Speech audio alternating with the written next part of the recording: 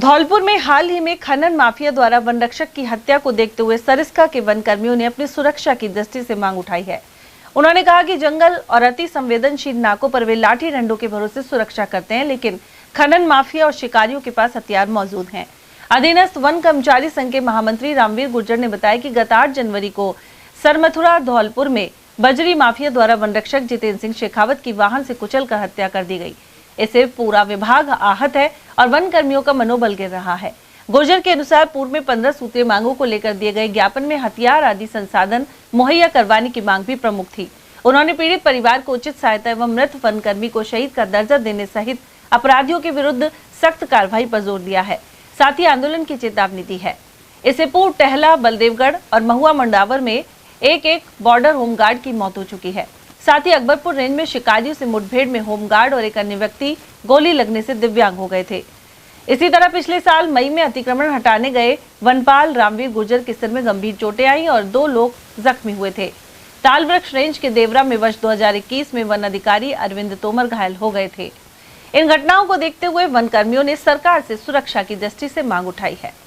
हाल ही में धौलपुर हुई जो घटना के बाद अब जो हमारे अलवर सरिस्का के जो वन कर्मचारी है उन्होंने भी थोड़ा दहशत का माहौल बन गया है, क्योंकि लगातार जिस तरह की घटनाएं आ रही है तो ये मॉनिटरिंग करते हैं, रात में गश्त करते हैं, तो ऐसे में शिकारियों का डर रहता है। और सबसे बड़ी बात यह है कि इनके पास लाठी डंडे रहते हैं, ना कि कोई हथियार। अगर सामने वाला आएगा, कोई अवैध खनन वाला आएगा या कोई भी आएगा, उन पर हथियार से लैस आते हैं। तो ऐसे में वन कर्मचारी बेचारे डरे हुए हैं और हालांकि ड्यूटी कर रहे हैं, निरंतर कर रहे हैं, लेकिन अभी थोड़ा इनकी बात करें तो जा रहे हैं, कर रहे हैं, ड्यूटी पूरी तरह से कर रहे हैं, लेकिन थोड़ा मन तो थोड़ा कमजोर हो ही जाता है ऐसी घटनाओं को देखते हुए। तो आज हम वन कर्मचारी है, वन रक्षक है, उनके पास आए हैं, उनसे जानेंगे कि हमारे सरिस्का में किस तरह की सुविधा है और वो क्या चाहते हैं इस तरह घटना को लेकर, उनमें किस तरह का आक्रोश है या मन में डर है, तो हम जान लेते हैं। जी सर, बताओ जी सर।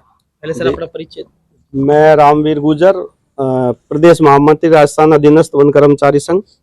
देखिए, जो अभी धौलपुर में घटना हुई है वह बहुत ही निंदनीय है। प्रत्येक वन कर्मचारी उससे आहत है। इस तरह की घटनाएं वन कर्मचारियों को मनोबल गिरता ही है। स्वाभाविक तौर से हम भी एक इंसान हैं और हम इस तरीके के जानवरों की सुरक्षा करते हैं। जो व्यक्ति तो क्या है, अपनी पीड़ा को बयां कर देता है बोल के, लिख के, कुछ भी। वो जानवर है, उनकी सेवा में हम 24 घंटे मॉनिटरिंग करने में लगे हुए हैं।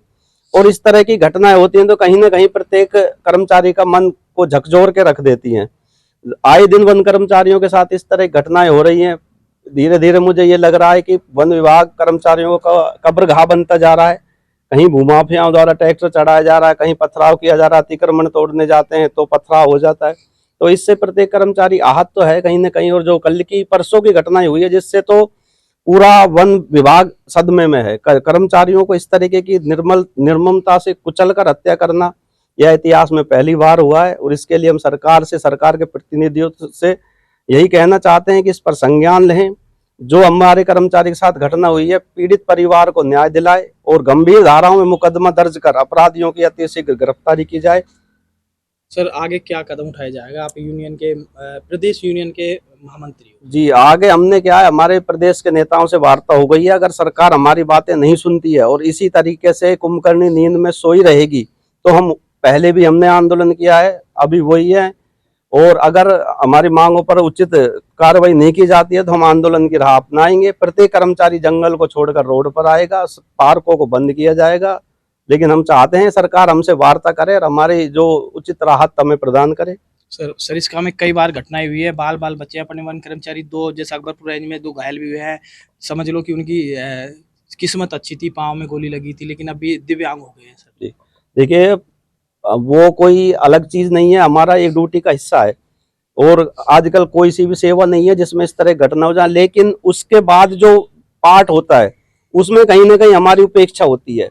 हम आज हमारे कई कर्मचारी हैं, एक हमारे होमगार्ड का साथी है, वो विकलांग होकर घर बैठा है। एक हमारा साथ, मैं उस घटना में शामिल था, एक हमारा साथी है केवल कुमार वैद, वो बेचारा उस पैर से विकलांग हो चुके हैं। उसने 16-17 साल आर्मी में नौकरी कर ली, वहां उसके कोई गोली टच नहीं हुई, यहाँ के इस तरीके से घायल हुआ है। तो कहीं ना कहीं ये चीज चिंतनीय विषय तो है और कहीं ना कहीं कर्मचारी भयभीत भी है। लेकिन सरिस्का के वर्तमान हालात काफी सुधर भी रहे हैं और कुछ न कुछ सुविधाएं भी की जा रही हैं, तो इससे कर्मचारियों को मनोबल बढ़ रहा है। लेकिन आए दिन इस तरह की घटनाएं तो कहीं ना कहीं चिंतनीय है। सर पिछली सरकार से ही आप 15 सूत्रीय मांगों को लेकर कई बार आपने प्रदर्शन किया, धरना प्रदर्शन आंदोलन किया, तो अब क्या मांग करते हो, क्या मांग रखी है आपने? देखिए, पिछले 2021-22 में हमने आंदोलन किया था प्रदेश स्तर पर, और वो आंदोलन काफी सफल भी रहा था, लेकिन उसके बाद सरकार ने हमें केवल आश्वासन देकर उठा दिया धरने प्रदर्शनों से। उसके बाद आज तक उस दिशा में कोई भी सकारात्मक कदम नहीं हुआ है।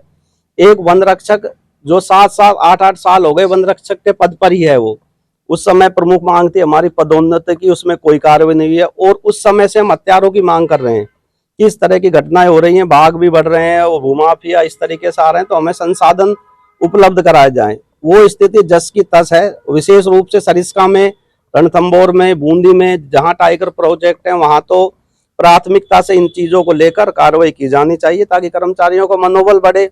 ये ग्रीन सोल्जर ये जो अपने घर से दूर रहकर 24 घंटे मॉनिटरिंग कर रहे हैं, अगर इनके साथ इस तरीके का अन्याय हो रहा है तो कर्मचारी संघ चुप नहीं बैठेगा। जो भी हमें उचित लगेगा सरकार के कानों को हम जगाएंगे, चाहे इसके लिए हमें कुछ भी करना पड़े।